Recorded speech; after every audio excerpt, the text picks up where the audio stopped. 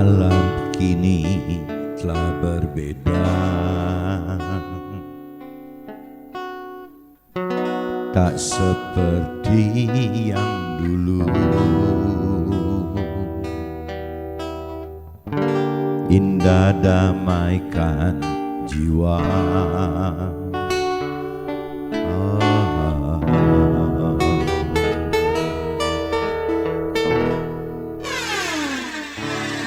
Tuhan semesta alam,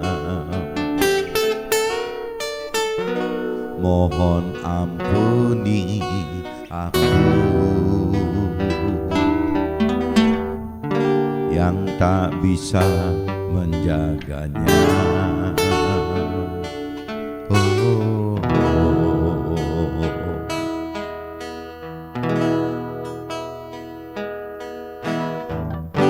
Semua itu kesalahan kita yang merusak keindahan alam. Jagalah bumimu,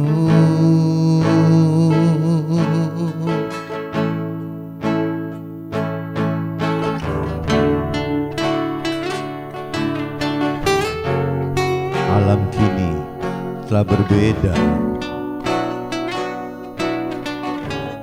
tak seperti yang dulu. Indah damaikan jiwa.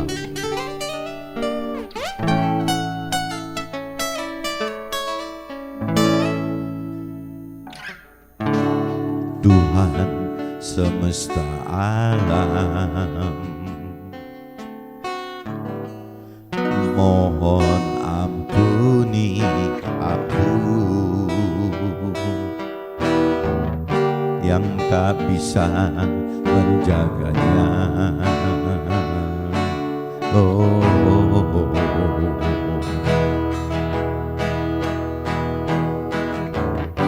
Semua itu kesalahan kita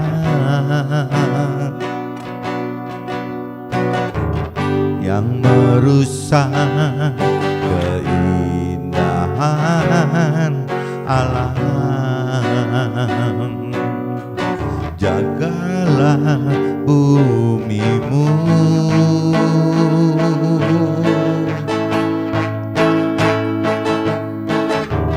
semua itu kesalahan kita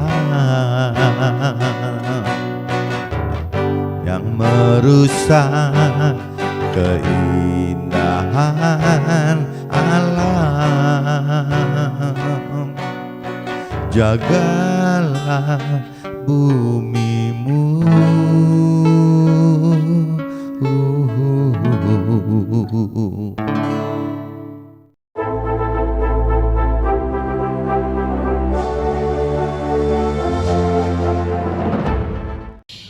Jumpa kembali teman-teman di MDT Journey Inspiration of Life. Pagi ini saya coba sharing kan teman-teman dengan temanya firman Tuhan mengajar dan menyembuhkan lahir dan batin, baik tubuh, jiwa dan roh kita. Judulnya itu teman, temanya itu gitu. Jadi firman Tuhan mengajarkan dan menyembuhkan gitu. Jadi bukan cuma mengajarkan saja, tapi firman Tuhan juga menyembuhkan teman-teman, menyembuhkan lahir dan batin kita, baik tubuh, jiwa, dan roh kita. Tubuh kan jelas yang kelihatan di raga kita teman. Tapi kalau cerita jiwa dan roh kita, itu kan kalau orang dunia katakan ya di hati, di dalam hati kita, di batin kita. Jadi ada lahir dan batin. Lahir itu wujudnya kelihatan sekali tubuh gitu.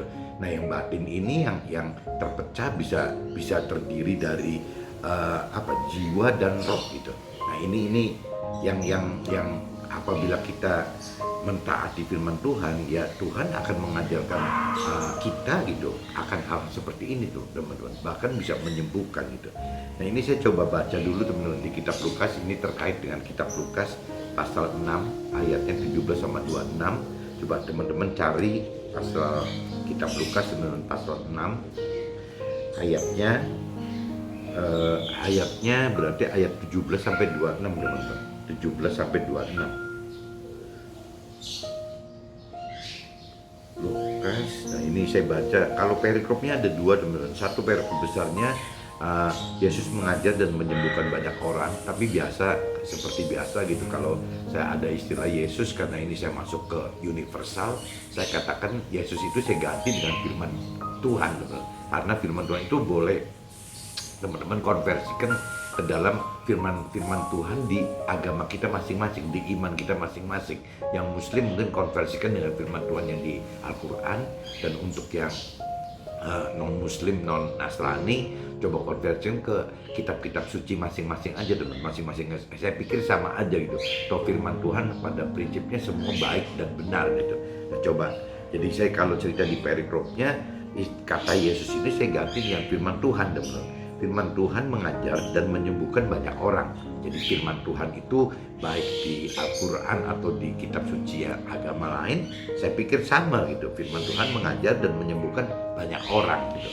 Nah, lalu ia turun dengan mereka dan berhenti pada suatu tempat yang datar gitu. Di situ berkumpul sejumlah besar dari murid-muridnya dan banyak orang lain yang datang dari seluruh Yudea, dari Yerusalem, dan dari daerah pantai Tirus dan Sidon, teman-teman. Mereka datang untuk mendengarkan Yesus, mendengar firman Tuhan, dan untuk disembuhkan dari penyakit mereka. Juga mereka yang dirasuk oleh roh jahat beroleh kesembuhan gitu. Jadi firman Tuhan itu bisa menyembuhkan lahiriah kita, dan juga bisa menyembuhkan batinnya kita, teman-teman. Jadi kalau lahirnya kita berarti bentuknya penyakit kan, nah kalau bicara batinnya kita berupa roh-roh jahat gitu. Jadi firman Tuhan itu teman-teman harus tahu bisa menyembuhkan gitu, mengajarkan dan menyembuhkan gitu. Dan semua orang banyak itu berusaha menjamah firman Tuhan itu, karena ada kuasa yang keluar daripadanya, dan semua orang itu disembuhkannya gitu. Nah, ini cerita kalau firman Tuhan mengajarkannya itu di sini agak beda dengan prinsip-prinsip duniawi, teman-teman. Jadi kalau contohnya di sini judulnya itu ucapan bahagia dan peringatan gitu, ucapan bahagia dan peringatan gitu. Lalu Yesus memandang murid-muridnya dan berkata, jadi lalu firman Tuhan memandang murid-muridnya dan berkata gitu, berbahagialah hai kamu yang miskin, karena kamulah yang mempunyai kerajaan Allah. Nah, kalau di dunia kan nggak bisa terima, teman. Masa sih yang miskin kok berbahagia gitu. Tapi kan firman Tuhan katakan memang seperti itu. Nah, berbahagialah hai kamu yang sekarang ini lapar gitu, karena kamu akan dipuaskan. Tuh, masa lapar di berbahagia gitu. Biasanya orang dunia kan pasti protes gitu. Terus di sini dikatakan juga berbahagialah hai kamu yang sekarang ini menangis, karena kamu akan tertawa. Berbahagialah kamu jika karena anak manusia orang membenci kamu, dan jika mereka mengucilkan kamu dan mencela kamu serta menolak namamu sebagai sesuatu yang jahat gitu. Nah, ini maksudnya kan anak manusia ini kan, jadi kalau kita melakukan firman Tuhan itu disebutnya ya anak manusia dalam huruf A dan anaknya A besar dan M-nya manusia besar gitu. Jadi maksudnya anak-anak Tuhan gitu. Ya itu umumnya ditolak, teman-teman. Kalau kita melakukan firman Tuhan itu umumnya dibenci. Jadi jangan aneh, dibenci, dikucilkan, dan dicela gitu, bahkan ditolak. Ya karena dianggapnya nggak benar gitu tuh. Nah, ini bedanya dunia dengan rohani itu seperti itu gitu. Bersukacitalah pada waktu itu dan bergembiralah, sebab sesungguhnya upahmu besar di surga. Karena secara demikian juga nenek moyang mereka telah memperlakukan para nabi-nabi itu gitu. Jadi kalau parameternya duniawi dan rohani itu memang berbeda, teman-teman. Kalau parameternya duniawi kan dunia di saat ini gitu, di dunia fana sementara saat ini. Tapi kalau bicara rohani itu selalu bicaranya akhirat yang di surga itu gitu. Jadi memang nggak mudah gitu, teman-teman, diterima oleh dunia itu. Rohani itu tidak mudah, teman-teman.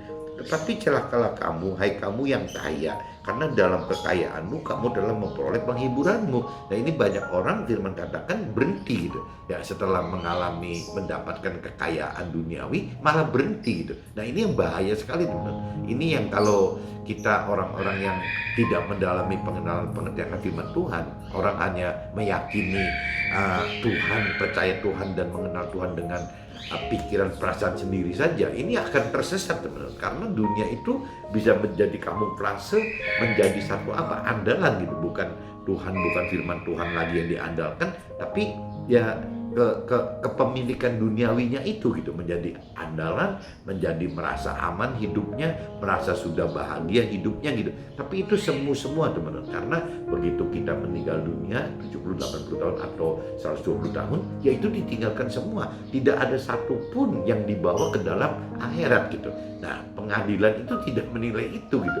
Nah ini kadang-kadang nggak ngerti loh, hanya waktunya 70, 80, 120 tahun, kenapa orang kok bisa lupa? Termasuk saya juga tetap galau gitu, tetap bimbang, tetap ragu gitu. Padahal kalau kita bicara flashback gitu, ya ayah saya udah meninggal, tapi kan saya masih ingat gitu, ya cerita 50 tahun lalu gitu, waktu saya umur 10 tahun, ayah bagaimana kan masih ingat gitu. Jadi dan teman-teman ayah banyak sekali, stafnya ayah banyak sekali yang sekarang sudah meninggal gitu. Bahkan sekarang sudah ada yang sedang kronis di dalam rumah sakit. Kadang-kadang kita jadi galau gitu ya, kok dengan usia yang cuman kita diberi Tuhan 70-80 tahun, ya paling maksimal 120 tahun, kok bisa kita nggak sadar gitu bahwa waktu itu cuma sepintas sekali teman-teman, sebentar aja sudah terlewati gitu. Itu buktinya banyak. Nah kita kok lebih benar-benar sangat ketakutan itu menghadapi 70-80 tahun atau 120 tahun dibanding yang Tuhan katakan itu kekal. Kalau kekal itu kan nggak ada batasnya gitu, ya lebih nggak ada berapa persen atau berapa per milnya, 70 atau 80 atau 120, itu kan terus nggak ada batasnya teman. Nah Tuhan ingatkan bahwa kita ini hidup di fungsi itu, cuman bedanya yang Tuhan inginkan kita masuk ke dalam surga gitu, ke dalam akhirat, ke dalam surga yang kekal, yang bahagia gitu, yang hidup gitu. Jangan sampai kita masuk ke neraka yang masuk ke dalam alam kebinasaan. Nah ini yang Tuhan ingatkan kan ini teman-teman. Tuhan ingin sekali agar kita masuk ke akhirat, di dalam surga yang kekal gitu. Jangan sampai masuk ke dalam neraka yang kekal juga gitu, disuruh di sana jadi nerakanya, nggak bisa habis-habis gitu. Nah Tuhan nggak mau seperti itu. Untuk bisa kita terkonfirmasi masuk surga atau neraka, yaitu adanya di ujian cobaan hidup saat kita di dunia ini teman-teman. Apa yang kita lakukan apabila kita tidak melakukan firman Tuhan, ya ujungnya akan neraka. Apabila kita melakukan firman Tuhan, ya ujungnya masuk surga gitu. Nah paling nanti kedalaman pengertian firman Tuhan gitu yang akan membawa kita lebih mengenal di dalam surga pun, ya target Tuhan bukan cuma sebagai warga surga, tapi Tuhan pengen kita masuk ke dalam pengelola warga surga tersebut. Nanti setelah dalam kita akan bahas itu teman-teman. Nah ini jadi di sini saya bacakan bahwa apa yang disebut berbahagia di dunia di akhirat itu beda. Apa yang disebut celaka di dunia dan disebut celaka di akhirat pun beda gitu. Ini celakalah kamu yang sekarang ini kenyang karena kamu akan lapar. Celakalah kamu yang sekarang ini tertawa karena kamu akan berduka cita dan menangis. Celakalah kamu jika semua orang memuji kamu, karena secara demikian juga nenek moyang mereka telah memperlakukan nabi-nabi palsu juga dipuji-puji gitu oleh nenek moyang kita. Ini jadi firman Tuhan mengajarkan menyembuhkan banyak orang itu, maksudnya yang ini teman-teman di kitab Lukas pasal 6 ayatnya saya bacakan 17 sampai 26 teman-teman. Ini coba nanti kalau teman-teman kurang jelas coba dibaca ulang gitu. Nah ini saya coba cross check teman-teman dengan kitab di 1 Petrus teman-teman. Kitab 1 Petrus pasal 1 ayatnya 13 sampai 25 teman-teman. Coba teman-teman cari 1 Petrus pasalnya pasal 1 teman-teman, ayatnya 17 sampai 26. 17 sampai 26 teman. 25 ya, kalau di sini 25 teman-teman, 26. Jadi kitab 1 Petrus teman-teman pasal 1 ayatnya 13 sampai 25. Ayatnya 13 sampai 25. Coba saya bacakan dulu. Perikopnya judulnya kekudusan dan kasih persaudaraan gitu. Sebab itu, siapkanlah akal budimu, waspadalah dan letakkanlah pengharapanmu seluruhnya atas karunia yang dianugerahkan kepadamu pada waktu pernyataan Yesus Kristus. Hiduplah sebagai anak-anak yang taat, jangan turuti hawa nafsu yang menguasai kamu pada waktu kebodohanmu. Tetapi hendaklah kamu menjadi kudus di dalam seluruh hidupmu, sama seperti Dia yang kudus, yang telah memanggil kamu gitu. Sebab ada tertulis, kuduslah kamu sebab aku kudus. Jadi Tuhan itu kudus, firman Tuhan itu kudus gitu. Dan jika kamu menyebutnya Bapa, yaitu Dia yang tanpa memandang muka menghakimi semua orang yang menurut perbuatannya, maka hendaklah kamu hidup dalam ketakutan selama kamu menumpang di dunia ini. Nah, ini yang teman-teman mesti camkan ya teman. Camkan yang paling penting tuh ini gitu. Dan jika kamu menyebutnya Bapa, jadi banyak orang kalau di Nasrani teman-teman, di kitab Alkitab itu seolah-olah apa hubungan kita jika khusus gitu dengan Tuhan itu khusus dalam arti kata kita melakukan firman Tuhan itu nyebutnya itu bukan cuma sebagai Tuhan teman-teman, sebagai Lord gitu, sebagai Tuhan gitu. Tapi kita biasa diajar menyebutkan Bapa gitu. Ya kita bisa menganggap dan menyebut Bapa. Nah pertanyaannya, banyak orang yang tidak mengerti arti sebutan Bapa ini menanggung konsekuensi gitu teman. Konsekuensi kalau udah bukan sebutannya Tuhan gitu, menyebutnya Bapa, ya ada konsekuensi kita melakukan firman tidak.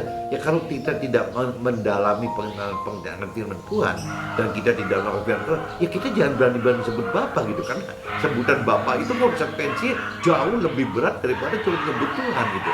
Nah cuman orang-orang Nasrani atau teman-teman yang pegang Alkitab itu kalau pengenalan pengertiannya masih ya apa ya bayi rohani, karena apa anak-anak rohani, remaja rohani, kadang-kadang tidak mengerti teman-teman. Jadi pengen nyanyi, pengen berdoa, nyebutnya Bapak-bapak aja. Bapak siapa emangnya gitu? Ya kalau Bapak kita berani sebut Bapak, ya berarti kita mesti benar-benar berani melakukan firman Tuhan. Ya untuk melakukan firman Tuhan berarti butuh kedalaman pengenalan firman Tuhan. Jadi jangan sebut nyanyi atau menyebut bapak-bapak itu tanpa kedalaman pengertian firman itu konyol teman-teman, konyol sekali gitu. Jadi teman-teman yang sekarang sering nyebut bapak-bapak untuk Tuhan itu pun dikoreksi diri lah, jangan menyebut bapak-bapak sebelum mendalami pengertian firman Tuhan dan sebelum melakukan firman Tuhan. Sampai ini hari saya pribadi pun tidak pernah berani menyebut Tuhan itu Bapa gitu, karena saya belum menjadi pelaku firman yang baik teman-teman. Saya belum mendalami pengertian firman Tuhan dengan benar-benar maksimal gitu. Belum teman. Jadi saya sebutnya Tuhan saja, nggak berani saya nyebut Bapa gitu. Tapi yang konyol banyak teman-teman yang belum mengerti firman Tuhan, ya belum melakukan firman Tuhan, hanya cuma dasarnya Tuhan itu dari keyakinan saja gitu. Pikiran perasaan kita sendiri bahwa percaya Tuhan dan mengenal Tuhan hanya dari keyakinan saja, itu sudah berani menyebut Bapa. Menurut saya sih salah gitu. Ini firman Tuhan juga kadang gitu. Dan jika kamu menyebutnya Bapa, yaitu Dia yang tanpa memandang muka menghakimi semua orang menurut perbuatannya, maka hendaklah kamu hidup dalam ketakutan selama kamu menumpang di dunia ini. Nah ini intinya gitu. Teman-teman kalau pagi di rumah kadang-kadang diganggu sama anjing-anjing si lala nih. Jenisnya anjing lala Bichon Frise gitu. Ada 30 ekor lebih teman-teman. Jadi ada dua kelompok di belakang sama di lantai satu gitu. Jadi saya di tengah-tengah kejepit sama suaranya, nyanyiannya Bison Frise-nya lala gitu. Bison Frise itu yang warnanya putih teman-teman. Yang putih-putih tuh. Jadi yang nggak tahu ini jadi berisik banget gitu. Si lala piara nggak kira-kira ada 30, jadi saya yang jadi ikut kebagian suaranya aja gitu.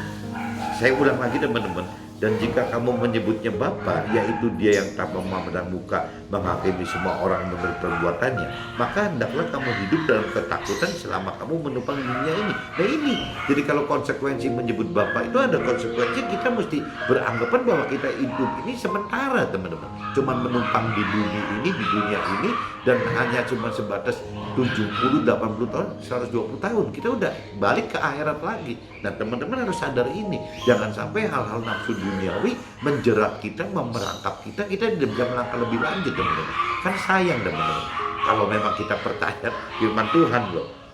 Sebab kamu tahu bahwa kamu telah ditebus dari cara hidupmu yang sia-sia, yang kamu warisi dari nenek moyangmu. Itu bukan dengan barang yang fana, bukan pula dengan perak dan emas, yaitu darah Kristus yang sama seperti darah anak domba yang tak bernoda dan tak bercacat gitu. Ia telah dipilih sebelum dunia dijadikan, tetapi karena kamu harus menyatakan dirinya pada zaman akhir, oleh dialah kamu percaya kepada Allah yang telah membangkitkan dia dari antara orang mati dan yang telah memuliakannya, sehingga imanmu dan pengharapanmu tertuju kepada Allah itu. Karena kamu telah menyucikan dirimu oleh ketaatan kepada kebenaran, sehingga kamu dapat mengamalkan kasih persaudaraan yang tulus ikhlas. Hendaklah kamu bersungguh-sungguh saling mengasihi dengan segenap hatimu gitu. Karena kamu telah dilahirkan kembali bukan dari benih yang fana, tetapi dari benih yang tidak fana oleh firman Allah yang hidup dan yang kekal. Sebab semua yang hidup adalah seperti rumput, ya, dan segala kemuliaannya seperti bunga rumput gitu. Rumput menjadi kering dan bunga menjadi gugur. Tetapi firman Tuhan tetap untuk selama-lamanya. Dan inilah firman yang disampaikan firman Tuhan kepada kita gitu, kepada kamu gitu. Ini saya udah bacakan teman-teman di kitab Lukas pasal 6 ayat 17-26, dan saya udah bacakan juga di kitab 1 Petrus pasal 1 ayat 30-25. Nah ini saya coba langsung masuk aja teman-teman kepada draft yang saya buat di kitab suci saya. Kejadian ini udah lama-lama nih teman, ada yang kejadian sampai 2017, ada yang bahkan dari awal-awal saya mulai belajar mengamati Tuhan pada tahun 2007 gitu. Jadi saya coba setiap pagi saya coba baca kitab suci saya, biasanya ada catatan kecil gitu. Nah itu yang saya jadikan bahan sharing teman-teman. Jadi selalu sharing saya terkait dengan firman Tuhan gitu. Maksudnya gitu supaya tidak lari menyimpang dari firman Tuhan. Judulnya teman-teman saya bikin sama seperti yang tadi, bahwa temanya itu firman Tuhan mengajar dan menyembuhkan lahir dan batin kita. Ya dalam arti kata lahir dan batin itu batinnya kepecah dua gitu. Ya, kalau lahirnya kan ujungnya tubuh, teman-teman tahu gitu, tubuh gampang dilihat gitu. Tapi kalau udah bicara batin kita itu kalau kita mendalami pengenalan Tuhan, batin kita itu terpecah dua, ada jiwa dan ada roh gitu. Nah biasanya orang dunia hanya mengenal tubuh dan jiwa saja, ya rohnya itu tertinggal teman. Nah ini istilah rohani itu sebenarnya dari roh ini gitu, yang bahwa Tuhan kasih kita itu bukan dua unsur, dua bagian tubuh dan jiwa saja, tapi Tuhan kasih tiga bagian teman-teman. Ada tubuh, ada jiwa, dan ada roh gitu. Nah ini yang teman harus gali gitu, bahwa di dalam kita itu ada roh. Tanpa kita menghidupkan roh, kita tidak bisa ada kontak dengan Tuhan teman. Karena Tuhan itu adalah roh, sama aja gitu. Jadi harus hidupkan roh kita, sehingga roh Tuhan yang ada di dalam kita bisa hidup teman-teman. Tidak kita cuma berhadapan dengan Tuhan secara tubuh dan jiwa saja gitu. Itu salah teman-teman. Kalau kita bicara dengan Tuhan itu harus dari tiga unsur itu, baik tubuh, jiwa, dan roh. Kita juga hidup mesti menjaga tiga unsur itu gitu. Bagaimana kita menjaga tubuh kita, bagaimana kita menjaga jiwa kita, dan bagaimana kita menjaga roh kita gitu.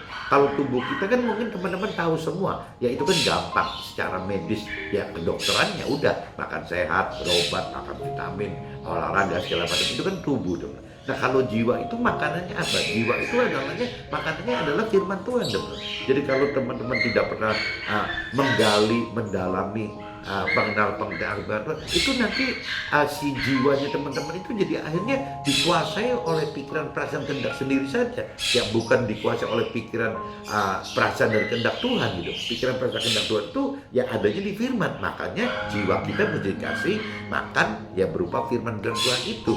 Nah adapun roh itu adalah bagaimana kita menghidupkan dalam keseharian hidup kita. Ya ibadah yang benar itu adalah ibadah yang dari kita bangun sampai tidur gitu, yaitu ibadah bagaimana menghidupkan roh Tuhan di dalam sepanjang waktu itu teman. Bukan ibadah hanya hari-hari tertentu aja, misalnya yang Nasrani hari Sabtu atau Minggu, yang Muslimnya mungkin hari Jumat, atau mungkin yang agama lain hari apa gitu. Ya rasanya nggak cukup. Ibadah kita yang benar itu adalah ya hidup kita, yang bagaimana kita melakukan ibadah. Adapun kita di tempat ibadah, ya kita cuma tempat berkumpul, ya ikut mendengar kali gitu, ikut bersosialisasi dengan teman-teman rohani kita ya sebatas itu teman, atau mendengarkan sharing-sharing dari mentor rohani kita gitu ya gitu. Tapi kalau bicara ibadah yang seutuhnya ya sepanjang waktu 24 jam kita dari mulai bangun sampai tidur ya kita harus kaitkan dengan roh Tuhan gitu. Nah itu yang disebut menghidupkan roh Tuhan itu teman. Jadi ada 3 teman. Bagaimana kita mesti sehat dalam arti kata tubuh kita, ya bagaimana kita sehat dalam arti jiwa kita dengan makan firman. Nah kalau tadi tubuh kan dengan hidup sehat gitu teman. Kalau cerita dengan jiwa kita kan dengan makan firman gitu.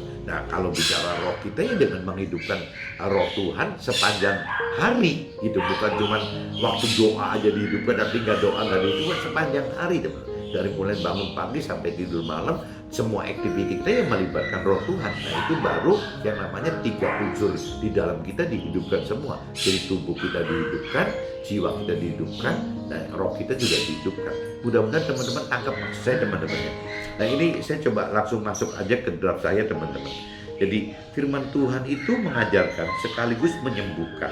Karena ada kuasa supranatural yang keluar dari firman Tuhan tersebut gitu. Nah itu, dari firman Tuhan itu kalau disertai dengan roh Tuhan itu akan keluar kekuatan kuasa yang supranatural teman-teman. Jadi nggak aneh kalau firman Tuhan itu bisa mengajarkan dan menyembuhkan, itu nggak aneh gitu. Bahkan kalau kita cerita di Alkitab banyak ada yang dibangkitkan gitu, bukan cuma diajar atau disembuhkan, tapi dibangkitkan gitu. Orang mati dibangkitkan gitu. Nah, firman Tuhan merupakan ucapan bahagia dan sekaligus peringatan serta mengandung pengertian yang berbeda dengan duniawi gitu. Nah, ini firman Tuhan itu teman-teman mesti simak dulu gitu. Makanya banyak orang yang tidak ngeh gitu, tidak merasa enjoy gitu, nikmat dengan firman Tuhan itu karena memang kebalik-balik teman-teman, bertentangan dengan duniawi gitu, bertentangan dengan nafsu duniawi. Ini contohnya gitu. Di sini dikatakan berbahagialah yang miskin.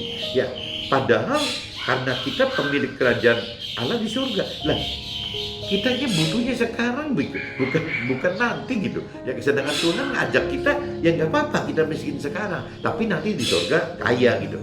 Ya tapi kan orang dunia nggak mau teman. Orang yang punya keyakinan nggak mau gitu. Ya dia kan kayanya sekarang gitu. Ya di dunia kaya, ya di akhirat juga kaya. Akhirat malah nggak peduli kalau mau kaya atau enggak gitu. Yang penting sekarang aja buktikan bahwa harus kaya gitu. Nah, itu satu contoh seperti itu gitu. Nah terus ada juga berbahagialah yang lapar karena kita akan dipuaskan Tuhan. Loh, orang lapar kok dipuaskan Tuhan? Kita lagi kelaparan sekarang kok. Ya tapi kalau versi rohani maksudnya ya oleh kelaparan itu akan kita dipuaskan teman. Kita akan mengenal-mengerti ajaran Tuhan sampai nanti ke ujung sananya gitu. Nah, berbahagialah yang menangis karena kita akan tertawa bersama Tuhan. Nah itu katakan seperti itu. Ya apabila kita menangis, kita malah akan tertawa dengan Tuhan gitu. Berbahagialah yang dibenci dan dikucilkan serta ditolak oleh karena kita dianggap sesuatu yang jahat. Ya karena kita akan terima upah yang besar di surga. Itu kembali lagi, yang waktu kita melakukan Tuhan, kita itu tidak aneh teman-teman, akan ditolak dan akan dianggap sesuatu yang jahat, kita akan dikucilkan gitu tuh. Itu nggak aneh, memang firman Tuhan begitu, katakan begitu gitu. Ya dianggap oleh dunia itu nggak benar gitu, tidak ada kebenaran. Tapi kalau bicara nanti upah yang surga ya katanya besar, berupa keselamatan hidup dalam surga sebagai warga surga, bahkan ya Tuhan harapkan sebagai pengelola surga juga gitu, pengelola dari warga surga itu gitu. Nah, kalau kita konversi tadi kan berbahagialah, tapi juga firman kan memperingatkan bahwa celakalah kita yang sekarang kenyang, ya karena kita akan lapar gitu. Jadi kalau sekarang kita kenyang, nanti di sana akan lapar teman. Di akhiratnya bisa akan merasa lapar gitu. Celakalah kita yang sekarang tertawa, ya karena kita akan berduka cita di sananya gitu. Jadi boleh aja di dunia ini sekarang kita happy bahagia begitu, tapi di sananya bisa menyesal penuh menangis penuh kertak gigi katanya gitu. Celakalah kita yang sekarang dipuji karena nenek moyang kita juga telah memuji nabi palsu. Jadi kita jangan senang dipuji-puji, karena waktu nenek moyang kita memuji-muji nabi palsu juga berarti nabi palsunya salah, tapi dipuji nenek moyang kita. Nah jangan sampai kita salah dipuji-puji orang gitu. Ya kita harus mengerti kebenaran firman Tuhan dulu, hidup dengan benar gitu. Seperti yang firman Tuhan inginkan, hendaki, rancangkan, nah baru kita dipuji. Nah siapa yang muji kita? Yang muji kita, firman Tuhan katakan ya hanya Tuhan sendiri gitu. Bukan orang lain yang memuji kita, tapi Tuhan dan mengagumkan kita. Itu firman Tuhan katakan begitu, bro. Jadi jangan sekali-kali kita mengharapkan pujian itu dari sesama manusia, tapi kita harus mengharapkan pujian itu dari Tuhan untuk kita, gitu. Sebagai Tuhan menguji kita sebagai manusia karena kita menjadi pelaku firman yang benar, gitu, yang taat total kepada Tuhan, gitu. Jadi dua umpama tadi teman-teman. Jadi di firman Tuhan itu ada yang mengatakan berbahagialah, tapi juga ada yang mengatakan celakalah, gitu teman. Ada dua, gitu. Nah, firman Tuhan mengajarkan letakkan pengharapan kita seluruhnya pada kasih karunia yang dianugerahkan Tuhan bagi kita sesuai pernyataan firman Tuhan dengan menghindar dari nafsu-nafsu duniawi. Nah, kalau yang firman Tuhan inginkan, teman, kita hidup itu bukan dasarnya dengan kekuatan kita, dengan pikiran kita, dengan perasaan kita, dengan sekarapnya kehendak kita, gitu. Bukan, teman. Jadi firman Tuhan itu mengharapkan bahwa kita ini hidup dengan dari kasih karunia Tuhan, gitu. Makanya Tuhan katakan tugas kita yang utama itu, gitu, carilah dahulu kerajaan Allah dan kebenarannya. Jadi kita harus mencari itu, gitu. Adapun keberhasilan kita, sukses di duniawi kita, ya itu cuma Tuhan tambahkan saja, gitu. Tuhan akan tambahkan itu, gitu.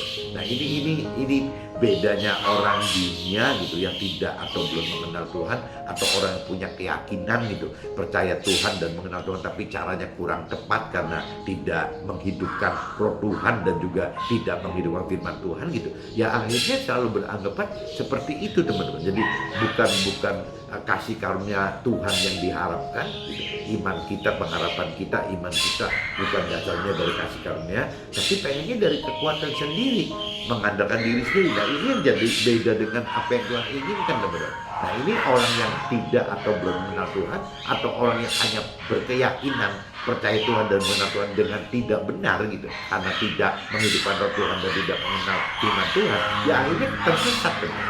Banyak yang tersesat. Jadi apa bedanya, gitu, orang yang tidak mengenal atau belum mengenal Tuhan dengan orang yang berkeyakinan, yang seenaknya aja, gitu, ya percaya Tuhan dan mengenal Tuhan bukan dari firman Tuhan, cara-cara firman Tuhan, tapi hanya sebatas dari ya permainan itu aja, teman, dari imajinasi dia sendiri, dari pikiran perasaan kehendak sendiri saja, gitu.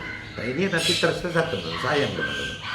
Firman Tuhan memperingatkan, jika kita menganggap dan menyebut Tuhan sebagai Bapa, maka kita harus hidup, gitu, dalam ketakutan, karena kita hidup hanya menumpang di dunia panah ini, gitu. Nah, ini diulas dari awal, gitu. Ya, saya cuma peringatkan sekali lagi bahwa jangan terlalu gampang nyebut Tuhan itu Bapa, gitu. Ya kalau Tuhan itu kan istilahnya Lord, kan, Tuhan, gitu. Tapi kalau bicara Bapa itu Bapa, seorang ayah, gitu. Ya ini beda, teman-teman. Jadi kita boleh, gitu, firman Tuhan katakan kita menyebut Tuhan itu Bapa itu boleh-boleh saja, gitu. Tapi kembali lagi, kita berani nggak menanggung konsekuensi menyebut Tuhan itu Bapa, gitu. Ya kalau kita bicara kita berani menanggung konsekuensi bahwa Tuhan itu Bapa, ya berarti kita harus benar-benar dalam sekali mengerti akan firman Tuhan, dan kita itu harus benar-benar berani, gitu, melakukan firman Tuhan.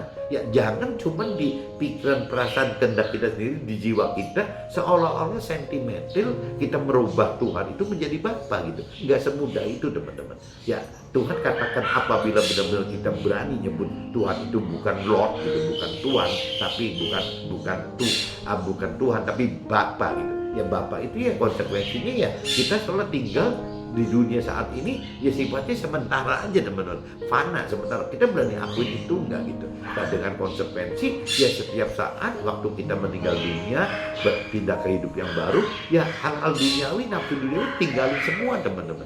Jadi beda sekali, teman-teman, menyebut Tuhan itu sebagai Tuhan, gitu, dengan menyebut Tuhan itu sebagai Tuhan dibanding menyebut Tuhan itu sebagai Bapa. Tapi banyak orang yang seenaknya aja nyebut Bapa hanya di jiwanya sendiri, gitu. Nah itu kan balik lagi pengertian akan firman Tuhan yang salah, teman-teman. Jadi ini pagi ini saya coba tekankan, jangan terlalu mudah lah, jangan terlalu nyebut Bapa itu apabila kita tidak mengerti ajaran Tuhan dan kita tidak melakukan Tuhan, gitu. Konsekuensinya, gitu, teman-teman. Apabila kita menyebut Bapa, gitu, kepada Tuhan, boleh-boleh saja. Tapi kita udah punya konsekuensi bahwa kita hidup di dunia ini sementara. Ya bahwa kita ini bukan bercokol akan di sini selamanya, gitu. Dan kita harus flashback, gitu.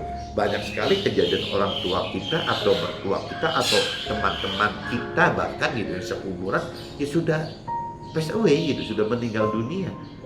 sesingkat itu gitu. Nah kalau kita nggak hati-hati teman-teman, ya kita belum ada persiapan apa-apa untuk persiapan bekal akhirat gitu. Kita udah meninggal, nanti mau kapan bisa nyiapkan bekal akhiratnya gitu. Ya di sana kan di alam akhirat itu kan tidak bisa ada perubahan apa-apa. Ya kan kalau namanya gitu. Jadi kalau memang udah di neraka ya di neraka terus, nggak bisa gitu kita tembus dosa kita dan dari neraka untuk pindah ke surga, ya nggak bisa teman. Jadi dari sekarang gitu. Sebaliknya sama teman, di sorga itu kita jangan nyesel gitu. Kalau firman katakan di sorga itu ada warga sorga dan ada tim pengelola kerajaan Tuhan itu, ya dalam arti kita pengelola warga surga itu. Kalau memang kita percaya itu, ya kita nggak bisa nanti sekarang cukuplah jadi warga surga aja, nanti setelah meninggal di sana di alam akhirat kita berjuang untuk menjadi timnya Tuhan, ya udah nggak bisa dong. Kalau mau ya dari sekarang gitu, tinggal balik lagi iman pengharapan kita yang seperti tadi firman katakan, kita berani ya dan amin kan tidak. Kalau kita berani ya dan amin kan, ya berarti kita akan berjuang untuk jadi pengelola kerajaan surga bersama Tuhan dari sejak sekarang teman, bukan nanti setelah meninggal. Cuma urutannya gitu teman. Jadi ada neraka, ya kita harus punya bekal akhirat dari sekarang supaya tidak masuk neraka. Dan sebaliknya kita juga harus punya bekal akhirat dari sekarang apabila kita ingin tidak menjadi warga surga tapi ingin masuk ke dalam pemerintahan Tuhan, mengelola warga surga. Ya dari sekarang teman, kita harus lakukan banyak firman gitu untuk bisa masuk di dalam posisi itu. Mudah-mudahan teman-teman bisa nangkep maksud saya teman-teman. Jadi khususnya yang hari ini saya coba tekankan, ya jangan sampai kita terlalu gampang nyebut Bapa gitu, karena konsekuensi nyebut Bapa itu adalah ya kita harus meninggalkan seluruh nafsu-nafsu dunia kita saat ini teman-teman. Oke teman-teman, see you, bye-bye.